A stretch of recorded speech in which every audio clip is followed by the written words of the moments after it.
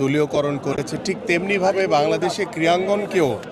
দলীয়করণ করে বাংলাদেশের ক্রীড়াঙ্গনকে ধ্বংসের পথে নিয়ে গেছে। এবং গত 17 বছরে বাংলাদেশের ক্রীড়াঙ্গন থেকে আমরা তেমন কিছু অর্জন করতে পারিনি। আমরা চাই সেই দলীয়করণ থেকে মুক্ত হয়ে আমরা আগামী ক্রীড়াঙ্গনকে আমরা একটি দলীয়করণ মুক্ত ক্রীড়াঙ্গন হিসেবে গড়ে তুলতে চাই। এবং আমরা সেই স্বৈরাচার আমল থেকেই আমাদের মাননীয় ভারপ্রাপ্ত চেয়ারম্যান জনাব তারেক রহমানের নির্দেশনায় আমরা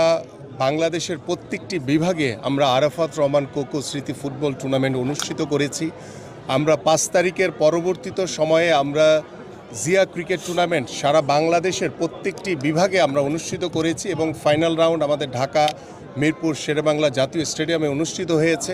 এবং আমাদের ঢাকা মহানগর উত্তর বিএনপি কর্তৃক আয়োজিত আমরা জিয়া আন্তঃথানা ফুটবল টুর্নামেন্ট আমাদের ফাইনালের অপেক্ষায় রয়েছে। ঠিক এইভাবে আপনারা দেখেছেন গতকালকেও আমরা জিয়া সুইমিং কার্নিভাল করেছি এবং যেটি আমাদের যে জিয়া উদ্যান এবং সেই জিয়া উদ্যানের লেকে একটি নব এবং নতুন চিন্তা ভাবনা নিয়ে আমরা সেখানে বাংলাদেশের বরেণ্য সাঁতারুরা সেখানে সাঁতার কেটেছে।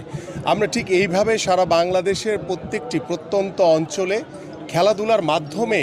আমরা আমাদের ভবিষ্যৎ প্রজন্মকে একটি সুস্থ জাতি হিসেবে গড়ে তুলতে চাই এবং খেলাধুলার প্রতি আকৃষ্টতার মাধ্যমে যেখানে গত 17 বছর দেখেছি যে আমাদের যুব সমাজ মাদকের দিকে আকৃষ্ট হয়ে ধ্বংসের পথে চলে গেছে, মৃত্যুর করাল গ্রাসে তারা আক্রান্ত হয়েছে। আমরা সেই মাদক থেকে আমাদের সন্তানদের ভবিষ্যৎ যুব সমাজকে আমরা খেলার মাঠে আকৃষ্ট করে আমরা একটি মাদক মুক্ত সমাজ গড়তে চাই। পাশাপাশি আমরা এই ধরনের খেলাধুলার আয়োজনের মাধ্যমে আমরা প্রত্যন্ত অঞ্চলে খেলাধুলাকে সর্বোচ্চ গুরুত্ব দিয়ে আল্লাহ পাক যদি আমাদেরকে আগামী জাতীয় সংসদ নির্বাচনে বাংলাদেশ জাতীয়তাবাদী দল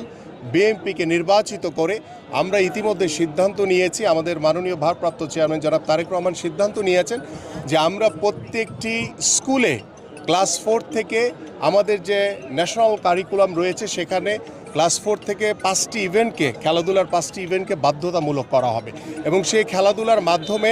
আমরা যেভাবে আমাদের ভবিষ্যৎ প্রজন্মকে সুস্থ একটি জাতি হিসেবে গড়ে তুলতে পারবো, ঠিক আমাদের বাংলাদেশের ফুটবল ক্রিকেট বা বিভিন্ন স্পোর্টসের